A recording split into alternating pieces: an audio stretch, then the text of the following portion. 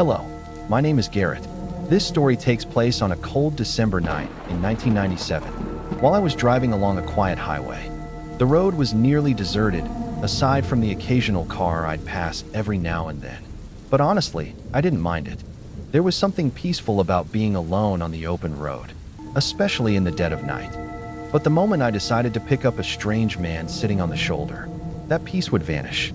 I barely noticed him. If it hadn't been for the reflectors on his bike, I probably would have driven right past him. I slowed down and pulled over, rolled down my window, and asked what he was doing out there in the middle of nowhere. He told me the chain on his bike had broken, and he'd been stuck out there for hours. The rain had started coming down hard, and I couldn't bring myself to just leave the guy stranded like that. So I offered him a ride. He instantly accepted without hesitation. We loaded his bike into the back, and I pulled back onto the road. I noticed his demeanor change as soon as he got into the truck.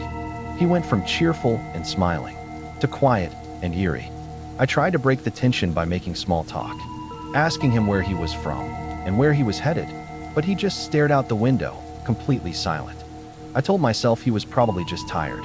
Unfortunately, that wasn't the case, because a few minutes later, the freak pulled out a large knife and held it to my neck. He started shouting, demanding I drive him out of the state. I stayed calm and told him it was no problem.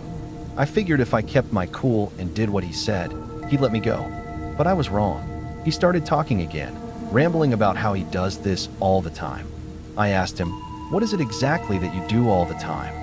He turned to me, smiled, and said, "I get idiots like you to pick me up, drive me out of the state, and then I kill them, just like I'm going to do with you."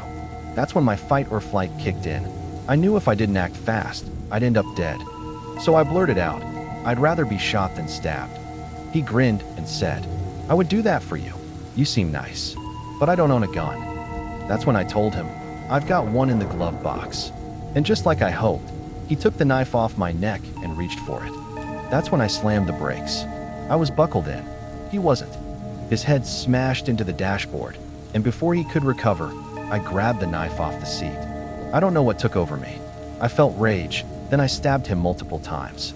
I leaned over, opened the passenger door, and shoved him out, right there in the middle of the highway. To this day, I don't know what happened to him, and honestly, I don't care. I drove off, completely shaken. I never reported it, never told anyone. Not until now. It's been decades, but I still think about that night, about what could have happened. I swore I'd never pick up another stranger again, and I never did.